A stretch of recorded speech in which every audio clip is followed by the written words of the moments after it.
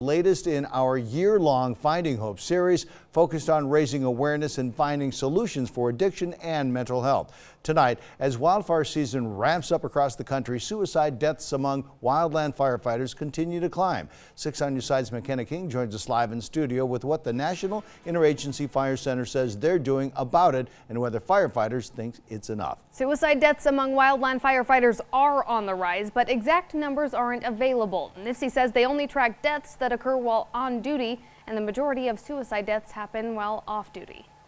We have seen wildland firefighters and people in the wildland fire support community complete suicide in recent years. So we do think it's an issue. It's how big the issue actually is that remains a big question mark, as the National Interagency Fire Center doesn't track line of duty deaths. Unfortunately, when people complete suicide, it's often outside of work hours. But regardless of quantity, a wildland firefighter's life is more than a number. That's why NIFC has worked to implement programs to help combat those suicide deaths that result from working in an exhausting profession. You're away from home a lot. You're away from your family and your loved ones. Through their Critical Incident Stress Management, or CISM program. It's actually a mix of employees who have been trained to support employees when they're experiencing mental health or stressful issues, and then it's also trained mental health professionals. But the Federal Wildland Fire Services Association, a group that advocates for federal wildland firefighters, wonders if programs like this are enough. And as long as the problem continues to exist, obviously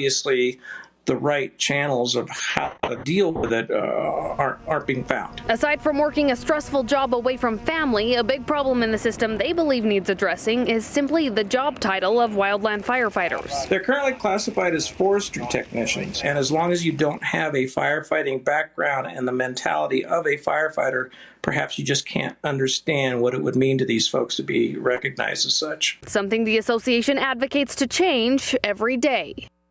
And just a couple of months ago, a state senator from Montana reintroduced a federal Wildland Firefighter Recognition Act, which would classify those people as firefighters. So why aren't they classified as firefighters? Right. This is a name that the feds gave them years ago. They classified them as forestry technicians because they were trying to utilize other Forest Service people to help fight fires. Well, that's before fighting fire became such a dangerous and specialized work. And so now they're saying they need to be classified as firefighters. All right. Thanks, McKenna.